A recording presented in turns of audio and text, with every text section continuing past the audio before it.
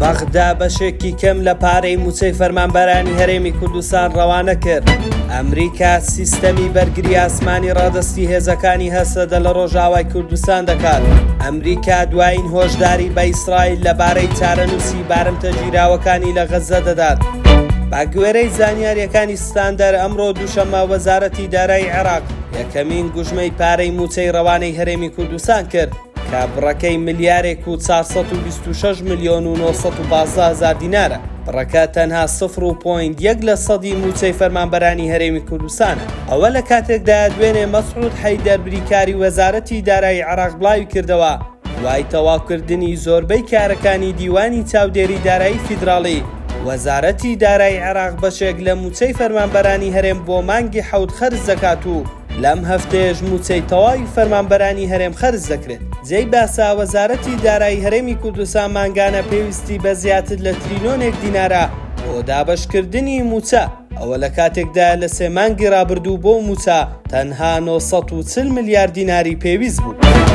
سوپای ئەمریکا لە خۆرهەڵاتی سووریا دەستی کردووە بە پرۆسەی ڕاهێنانی هێزەکانی سووریای دیموکرات لەسەر سیستەمی بەرگری ئاسمانی جۆری ئاڤینگەر بۆ ئەوەی ڕادەستیان بکات. پێگەی تەلەڤیزیۆنی سووریا ئەو پێشاتەنوێی باماژەی بەردەوامبوونی مانەوەی ئەمریکا لە سووریا ناو بردووە لە کاتێکدا سیاسەتی ئەمریکا وا دەردەکەوێت لە خۆرهەڵاتی ناوەڕاست دوور بکەوێتەوە.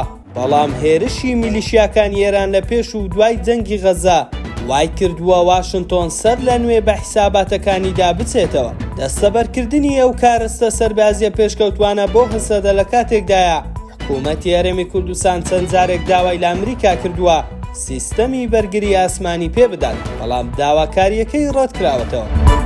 وەزیری دەرەوەی ئەمریکا هۆشداریدا لەوەی کە دانووسانە بەردەوامەکانی ئاگربەز لە کەرتی غەزە ڕەنگە دوا دەرفەت بێت بۆ گەیشتن بە ئاگربەز کە زیاتر لە 10 مانگە بەردەوامە. ئەنتۆنی بلینکن وەزیری دەرەوەی ئەمریکا لە میانی دیدارێکیدا ڕایگەیان من لێرەم وەک بەشێک لە هەوڵەکان بۆ گەیاندنی ڕێکەوتنەکە بۆ هێڵی کۆتایی. ئێمە دڵنیا دەبینەوە لەوەی کە هیچ کەسێک هەنگاوی وانەنێت لەوانەیە ئەم پرۆسەیە تێک بدات.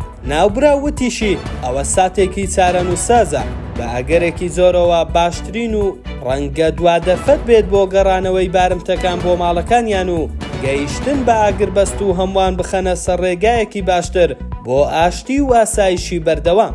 ستاندەر نووزمان پێشکەشکردن. شاد و کامەران بن.